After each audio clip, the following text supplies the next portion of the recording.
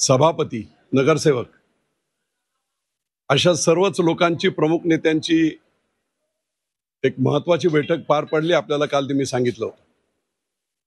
बैठकीतला उत्साह आपण सर्वांनी चित्रित केला। मुद्दा मी आपल्याला ते चित्रित करण्यासाठी तसं सांगितलं होतं। कमीत कमी 2 ते 2.5 हजार कार्यकर्ते प्रचंड त्वेषाने आज इथे हजर होते आणि मी जी गोष्ट त्यांना सांगितली ती संपूर्ण महाराष्ट्राला सांगू इच्छितो की 2009 साली जेव्हा मी 2008 ला मी पुरंदरला आलो, मी 30 वर्ष पुरंदरमध्ये नव्हतो, एखाद दिवस जत्रेला यायचो। माझं संपूर्ण कामकाज कर्मभूमी मुंबई झाली होती। पण मुंबईत राहून मी तिथे काय राजकीय क्षेत्रात 2000 साली प्रवेश केला आणि माझ्या लक्षात आलं की माझी गरज इथे नाही, माझी गरज पुरंदरला आहे। माझा पुरंदर पूर्ण दुष्काळी, रस्ते। अमृत नोनी आर्थो प्लस, ये एक प्रूवन फॉर्मूला है। इसमें मौजूद नोनी फल के गुण और आयुर्वेदिक जड़ी बूटियां शरीर को जरूरी पोषक तत्व देने के साथ साथ हड्डियों और जोड़ों के घिसने, उनमें होने वाले सूजन और दर्द को रोकने में मदद करता है। दर्द मुक्त जीवन के लिए अमृत नोनी आर्थो प्लस। दर्द नाही, पाणी नाही आहे, लोकांचे हाल आहेत आणि माझी गरज इथे आहे आणि म्हणून मी त्वेषाने, निष्ठेने, एक प्रामाणिकतेने विचार करून की या जनतेच्या आयुष्यात 4 दिवस सुखाचे आणण्यासाठी सगळ्यात महत्त्वाचं काय असेल तर ते राजकारणात आपल्याला निर्णय प्रक्रियेत आलं पाहिजे आणि म्हणून मी आमदारकीची निवडणूक लढण्यासाठी इथे आलो। अनेक दिग्गज इथे होते, परंतु 2008 साली झालेली ही सर्वात सुरू झालेली मुवमेंट सर्व तरुणांनी हातात घेतली आणि 3 सप्टेंबरचा माझा शिवसेनेतला प्रवेश देखील एवढा गाजला दसरा मेळाव्यासारखा। आणि तीच मुवमेंट पुढे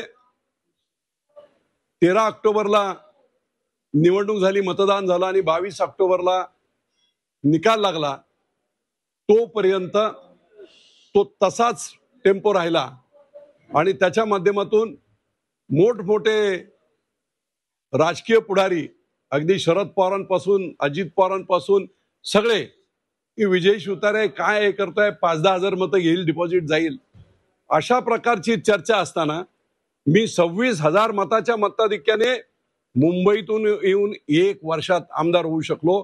माझा स्वार्थ नव्हता, त्यागी भावनेने मी ते केलं होतं आणि जनतेने साथ दिली।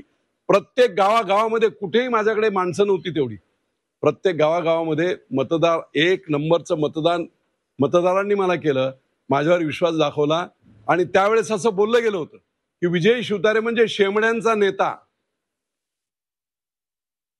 मी आज परत त्याची आठवण सर्व कार्यकर्त्यांना करून दिली की अगदी तसंच वातावरण जे 2008-9 होतं ते वातावरण आज 2024 या सार्वत्रिक लोकसभा निवडणुकीच्या माध्यमातून आहे आणि संपूर्ण बारामती लोकसभा मतदारसंघ नव्हे, अख्ख्या महाराष्ट्राचं लक्ष लागलंय, तरुणांचं लक्ष लागलंय। अख्ख्या महाराष्ट्रातून मला फोन येत आहेत की बापू ही लढाई तुम्ही लढा आणि म्हणून आज कार्यकर्त्यांना मी सांगितलं की कुठच्याही प्रकारचे संभ्रम जे राष्ट्रवादी निर्माण करते आहे की विजय शिवतारे खुन्नस म्हणून अजित पवारांच्या विरोधात उभे राहिलेले आहेत, ठाकलेले आहेत, त्यांना पाडण्यासाठी ठाकलेले आहेत। काही लोक असंही म्हणतात की शरद पवारांचा मी हस्तक झालेलो आहे। सुनील तटकरे असे म्हणत होते की विजय शिवतारे कोणाची स्क्रिप्ट वाचतोय। मी आज कार्यकर्त्यांना सांगितलं की असा नालायकपणा, नीचपणा विजय बापू शिवतारे पुरंदरचा माणूस करणार नाही। मी लक्ष्मी नरसिंहपूरच्या देवळात देखील सांगितलं असा कुठच्याही प्रकारचा नालायकपणा नाही या देवळात। जर मी चुकीचं बोलत असेल तर देवानं माफ करू नको। निव्वळ जनतेची लढाई म्हणून झुंडूशाही आणि घराणेशाहीच्या विरुद्ध लढण्यासाठी विजय बापू शिवतारे जनतेची लढाई म्हणजे देवाची लढाई म्हणून याच्यात उतरलेला आहे। आणि मग देवाला काल मी सांगितलं होतं तू आशीर्वाद दे, जनता रूपी लोकांचं मतदान होऊ दे। आणि महाराष्ट्रामध्ये जो राजकीय चिखल झालेला आहे, कोणी कुठे जातोय, कोणी काय करतोय, या बाबतीमध्ये एक नवीन आशा सर्व लोकांच्या मनामध्ये, सामान्यांच्या मनामध्ये झाली आहे। ती मी पाहतोय, माझा फोन येत आहेत। एक नवीन पर्याय, एक नवीन पर्व विजय शिवतारेंचं नव्हे, सर्वसामान्यांचं सुरू करण्यासाठी आपण ही लढाई लढतोय। हे गावागावात प्रत्येक मतदाराला सांगा, कुणाला पाडण्यासाठी, कुणाला मदत करण्यासाठी नाही, पवार पर्व संपवण्यासाठी। पवार म्हणजे आडनाव महत्वाचं नाही, ही झुंडूशाही आहे, घराणेशाही आहे। 40-40 वर्ष आम्ही यांना का मतदान करायचं हा प्रश्न इतर मतदारसंघातील सर्व लोक आज विचारतायत। मी जेव्हा त्यांना जागा केलं तेव्हा कशासाठी मतदान करायचं? आम्ही काय मामाईन मिळत शरद पवारांनी दिलं आम्हाला? काय दिलं अजित पवारांनी? उलट प्रचंड अत्याचार केलेत. पुणे जिल्ह्यामध्ये पवार सोडून दुसरा कोणी निर्माण झाला नाही पाहिजे, मोठा झाला नाही पाहिजे. सगळ्यांचे पाय कापण्याचे प्रयत्न त्यांनी केलेत. मग ते भोर असो, पुरंदर असो, एवढं डिटेल मी तुम्हाला आता सांगणार नाही. 1 तारखेला आमची पहिली मुवमेंट ही आहे की ही लढाई आम्ही जिंकण्यासाठीच लढतोय.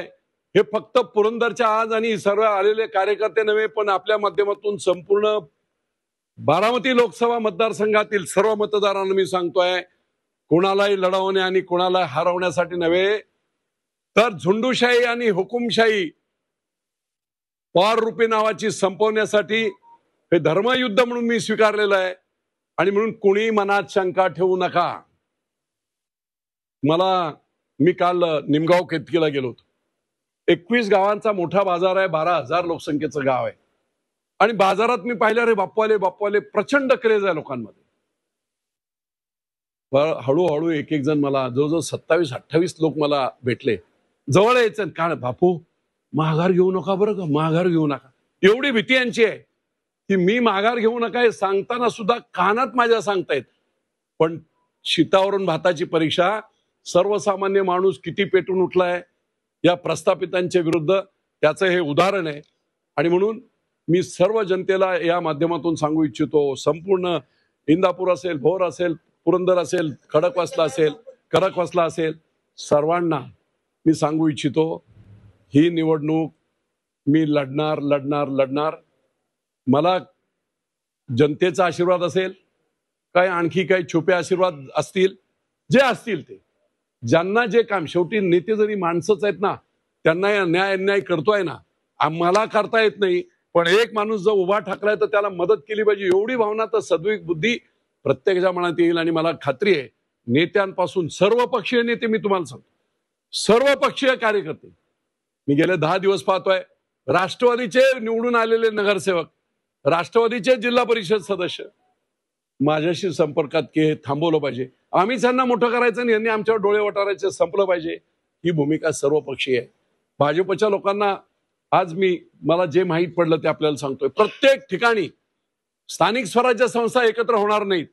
आणि म्हणून काही भाजपच्या नगरसेवकांनी मला सांगितलं की बाप्पा आम्ही काय करायचं, आता ही निवडणूक असेल 5-6 महिन्यामध्ये, आणि मग हे अजित पवारचं घड्याळ जर आम्ही घेऊन गेलो, घरात पोहोचवलं, उद्या एकत्र होणार नाही आणि एकत्र निवडणूक नाही झाली तर कमळाच्या विरुद्ध प्रचार करायला अजित पवार ताकद द्यायला याच लोकांना इथे येईल, आमची अवस्था काय होईल?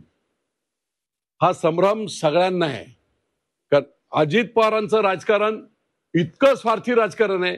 महाविकास आघाडीच्या दरम्यान आम्ही बाहेर पडलो, त्याचंही मेन कारण तेच होतं की अन्याय अत्याचार होते. अहो एवढंच काय, विधानसभेमध्ये माननीय मुख्यमंत्री एकनाथराव शिंदे यांनी विधानसभेचं पहिल्या भाषणात सांगितलं, अजित दादा तुम्ही दादागिरी करून, मी नगर विकास खात्याचा मंत्री होतो, माझ्या 800 कोटी तुम्ही घेऊन गेला, बोललो का तुम्हाला मी काय? ही जी मानसिकता, ही प्रवृत्ती आहे, ही संपवण्यासाठी आपल्याला काम करायला पाहिजे. आणि म्हणून कार्यकर्त्यांना मी आता तसं सांगितलं. आमची पुढची स्टेप काय आहे त्या सांगतो, जास्त डिटेल सांगत नाही. 1 तारखेला पालखी तळावर, माऊलींच्या पालखी तळावर जशी माझी पहिली सभा उद्धव साहेब ठाकरेंच्या उपस्थितीत झाली होती, आज कोणी नाहीये, द्रोणाचार्य आहेत, आशीर्वाद देणारे लोक आहेत, जनसामान्यांची लढाई आहे, पवार नावाच्या प्रवृत्तीच्या विरुद्ध जनसामान्यांची लढाई आहे. त्या स्टेजवर जनसामान्य असतील आणि 1 तारखेला पालखी तळावर हे बिगुल आम्ही फुंकू. 1 तारखेला कमीत कमी 50-60 हजाराची मॅसिव्ह सभा तिथे होईल आणि तिथे खऱ्या अर्थाने बिगुल फुंकलं जाईल. त्याच्यानंतर माझी ओळखपत्र वगैरे जी असतील ती सगळी ओळखपत्र गावागावामध्ये, मला न काल मी एका गावाचं नाव घेत नाही कारण त्यांना त्रास होईल, इंदापूरमधल्या एका गावात गेलो होतो, 100-150 सर्व वरिष्ठ वगैरे, उन्हाचा हे होता, महादेवाच्या मंदिरात बसलो आणि सांगितलं त्यांनी की बापू काय, तर म्हणे बापू तुम्ही आमच्याकडे आला नसता तरीही मी बोलल्यानंतर आमचा निर्णय पक्का होता की ही नामी संधी आहे, अत्याचार अन्याय आम्ही सहन केलेले आहेत, मग त्यांच्या नेत्यांवर केले आहेत, आमच्यावर केलेले आहेत, आम्ही संधी सोडणार नाही.